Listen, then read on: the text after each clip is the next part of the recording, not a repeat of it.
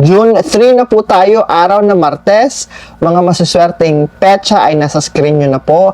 Si Rooster ang kailangan mag-ingat. Ang East ng lokasyon ang kailangang iwasan sa lahat ng mga animal symbol. Ano ba ang mga masuswerteng activities sa araw na ito? Isa sa mga masuswerteng activities sa araw na ito ay pag-aalay ng sakripisyo.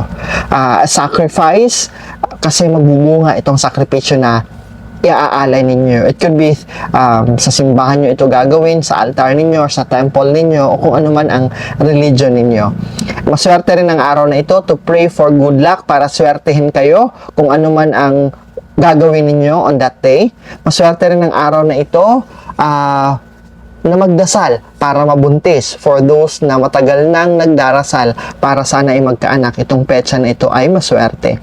Same thing for those na gustong magpa-schedule for cesarean delivery. Hanapin nyo yung petsa na ito kasi maswerte rin ang araw na ito. Engagement ay maswerte sa araw na ito. Kasalan ay maswerte sa araw na ito.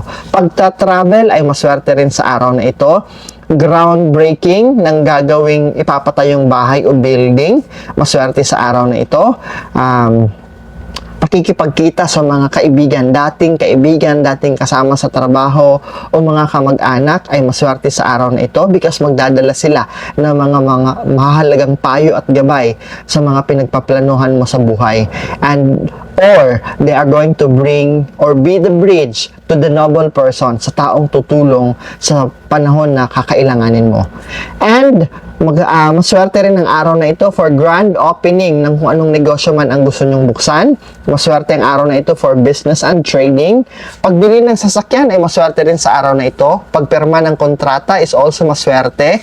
Pagpaparehistro ng property na nabili ninyo, lupain na nabili ninyo, house and lot na nabili ninyo, maswerte iparehistro sa munisipyo sa June 3. Maswerte rin ang araw na ito para sa may planong magtibag ng pader as bilang simula ng renovation.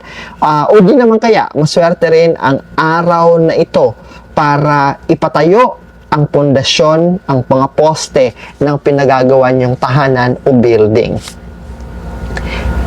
It's also auspicious on this day to learn new skills, to acquire new skills, at matuto kayo sa mga speakers or mga masters. If you're talking about Feng Shui, yung mga masters na nagbibigay ng gabay sa inyo.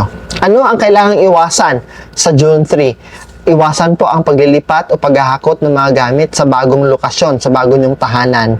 Hindi rin maswerte ang araw na ito para